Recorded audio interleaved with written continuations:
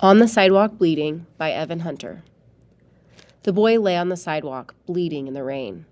He was 16 years old, and he wore a bright purple jacket, and the lettering across the back of the jacket read, "The Royals."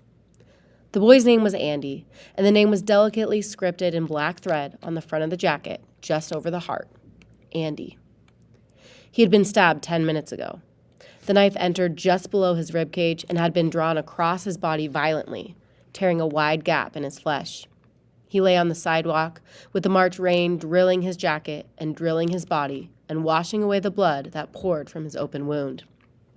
He had known excruciating pain when the knife had torn across his body, and then sudden comparative relief when the blade was pulled away. He had heard the voice saying, "That's for you, Royal," and then the sound of footsteps hurrying into the rain. And then he had fallen to the sidewalk, clutching his stomach, trying to stop the flow of blood. He tried to yell for help, but he had no voice. He did not know why his voice had deserted him, or why there was an open hole in his body from which his life ran readily, steadily, or why the rain had become so suddenly fierce. It was 11:13 p.m., but he did not know the time. There was another thing he did not know. He did not know he was dying. He lay on the sidewalk, bleeding, and he thought only, "That was a fierce rumble. They got me good that time." But he did not know that he was dying. He would have been frightened had he known. In his ignorance, he lay bleeding and wishing he could cry out for help. But there was no voice in his throat. There was only the bubbling of blood from between his lips whenever he opened his mouth to speak. He lay in his pain, waiting for someone to find him. He could hear the sound of automobile tires hushed on the rain-swept streets, far away at the other end of the long alley. He lay with his face pressed to the sidewalk, and he could see the splash of neon far away at the other end of the alley, tinting the pavement red and green, slickly brilliant in the rain. He wondered if Laura would be angry. He had left the jump to get a package of cigarettes. He had told her he would be back in a few minutes, and then he had gone downstairs and found the candy store closed. He knew that Alfredo's on the next block would be open. He had started through the alley, and that was when he had been ambushed. He could hear the faint sound of music now, coming from a long, long way off. He wondered if Laura was dancing, wondered if she had missed him yet.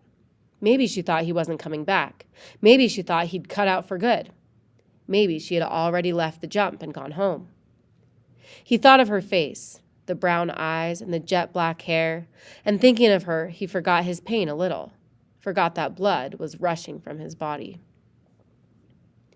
Someday he would marry Laura. Someday he would marry her, and they would have a lot of kids, and then they would get out of the neighborhood.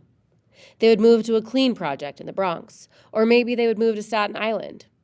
When they were married, they had kids.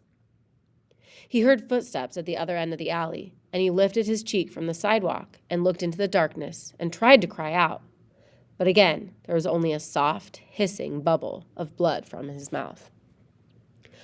The man came down the alley. He had not seen Andy yet. He walked and then stopped to lean against the brick of the building, and then walked again. He saw Andy then and came toward him, and he stood over him for a long time, the minutes ticking, watching him and not speaking. Then he said, "What's the matter, buddy?" And he could not speak. He could barely move. He lifted his face slightly and looked up at the man, and in the rain-swept alley, he smelled the sickening odor of alcohol. The man was drunk. The man was smiling. "Did you fall down, buddy?" he asked. "You must be as drunk as I am." He squatted alongside Andy. "You're going to catch a cold there," he said. "What's the matter? You like laying in the wet?" Andy could not answer. The rain spattered around him. "You like a drink?" Andy shook his head. "I got a bottle here," the man said. He pulled a pint bottle from inside his jacket pocket. Andy tried to move, but pain wrenched him back flat against the sidewalk. "Take it," the man said. He kept watching Andy. "Take it." When Andy did not move, he said, "Never mind. I'll have one myself." He tilted the bottle to his lips, then wiped the back of his hand across his mouth. You too young to be drinking anyway. Should be shamed of yourself, drunk and laying in an alley all wet. Shame on you. I got a good mind to call a cop. Andy nodded. Yes, he tried to say, yes, call a cop, please, call one. Oh, you don't like that, huh? The drunk said. You don't want a cop to find you all drunk and wet in an alley, huh? Okay, buddy, this time you get off easy. He got to his feet. This time you get off easy, he said again. He waved broadly at Andy and then almost lost his footing. So long, buddy, he said. Wait, Andy thought, please, wait, I'm bleeding. So long, the drunk said again. I see you around. And then he staggered off up the alley. Andy lay and thought, Laura, are you dancing? The couple came into the alley suddenly. They ran into the alley together, running from the rain. The boy holding the girl's elbow, the girl spreading a newspaper over her head to protect her hair. Andy watched them run into the alley laughing and then duck into the doorway not 10 feet from him. Man, what rain, the boy said. You could drown out there. I have to get home, the girl said. It's late, Freddie. I have to get home. We got time, Freddie said. Your people won't raise a fuss if you're a little late. Not with this kind of weather. It's dark, the girl said, and she giggled. Yeah, the boy answered, his voice very low. Freddie, you're standing very close to me. Mm-hmm. There was a long silence. Then the girl said, oh. Only that single word, and Andy knew she had been kissed, and he suddenly hungered for Laura's mouth. It was then that he wondered if he would ever kiss Laura again. It was then that he wondered if he was dying. No, he thought, I can't be dying. Not from a little street rumble. Not from just being cut. Guys get cut all the time in rumbles. I can't be dying. No, that's stupid. That don't make any sense at all. You shouldn't, the girl said. Why not? Do you like it? Yes. So, I don't know. I love you, Angela, the boy said. I love you too, Freddie, the girl said. And Andy listened and thought, I love you, Laura. Laura, I think maybe I'm dying. Laura, this is stupid, but I think maybe I'm dying. Laura, I think I'm dying. He tried to speak. He tried to move. He tried to crawl toward the doorway. He tried to make a noise, a sound, and a grunt came out, a low animal grunt of pain. What was that? The girl said, suddenly alarmed, breaking away from the boy. I don't know, he answered. Go look, Freddie. No, wait. Andy moved his lips again. Again, the sound came from him. Freddie! What? I'm scared. I'll go see, the boy said. He stepped into the alley. He walked over to where Andy lay on the ground. He stood over him, watching him. You all right? He asked. What is it? Angela said from the doorway. Somebody's hurt, Freddie said. Let's get out of here, Angela said. No, wait a minute. He knelt down beside Andy. You cut? He asked. Andy nodded. The boy kept looking at him. He saw the lettering on the jacket then. The Royals. He turned to Angela.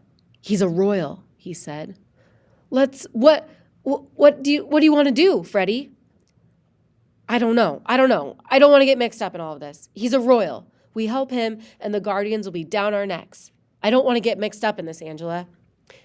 Is he hurt bad? Yeah, it looks that way. What shall we do? I don't know.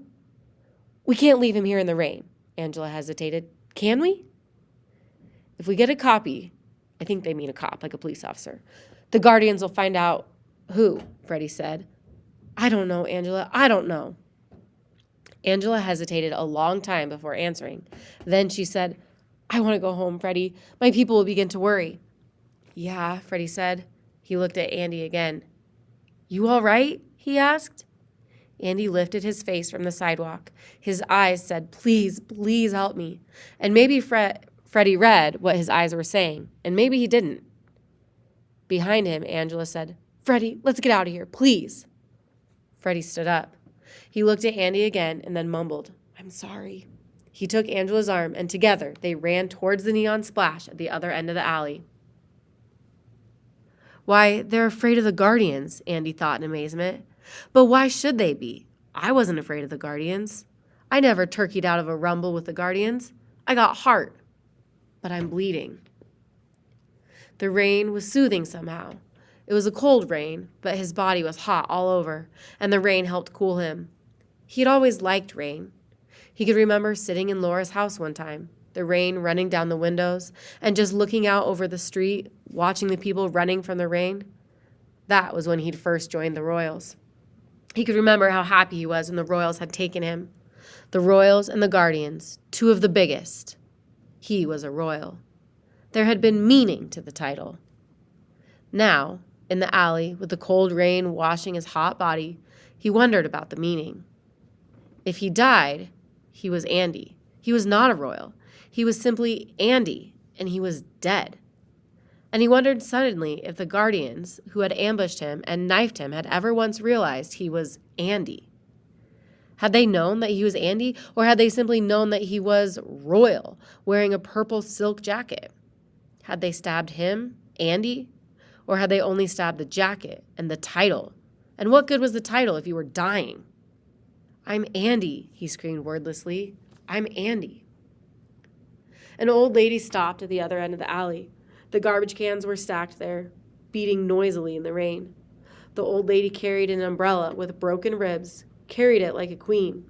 She stepped into the mouth of the alley, shopping bag over one arm.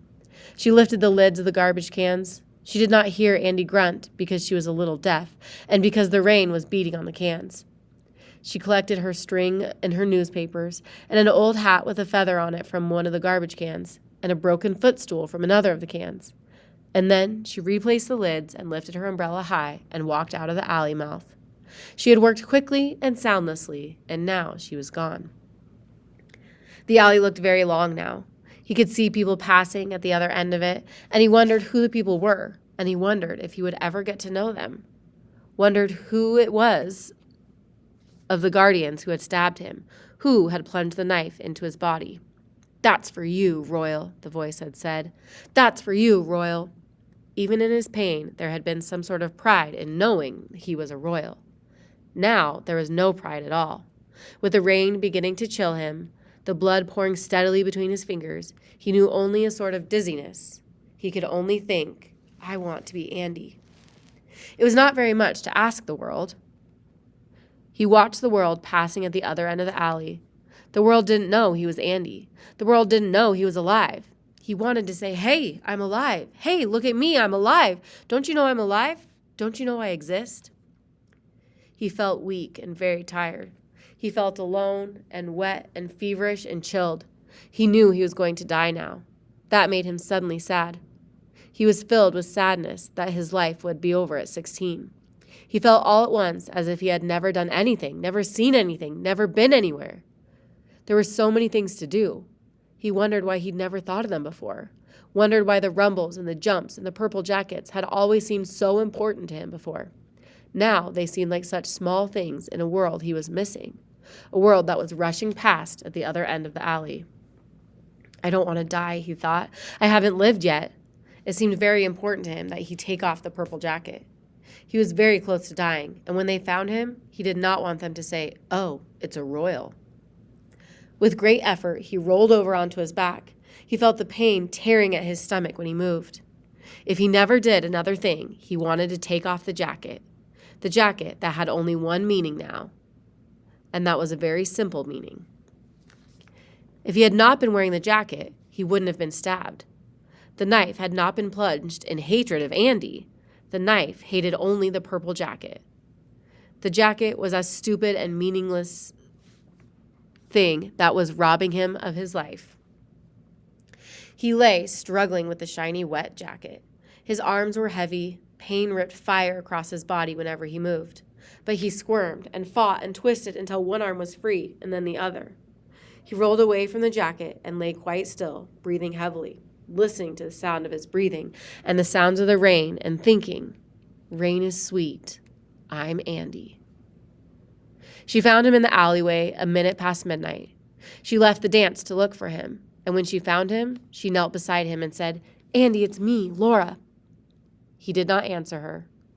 She backed away from him, tears springing into her eyes, and then she ran from the alley. She did not stop running until she found a cop. And now, standing with the cop, she looked down at him. The cop rose and said, "He's dead." All the crying was out of her now. She stood in the rain and said nothing, looking at the purple jacket that rested a foot away from his body. The cop picked up the jacket and turned it over in his hands. "A royal, huh?" he said. She looked at the cop and very quietly she said, "His name is Andy." The cop slung the jacket over his arm. He took out his black pad and he flipped it open to a blank page. "A royal," he said, then began writing. The end.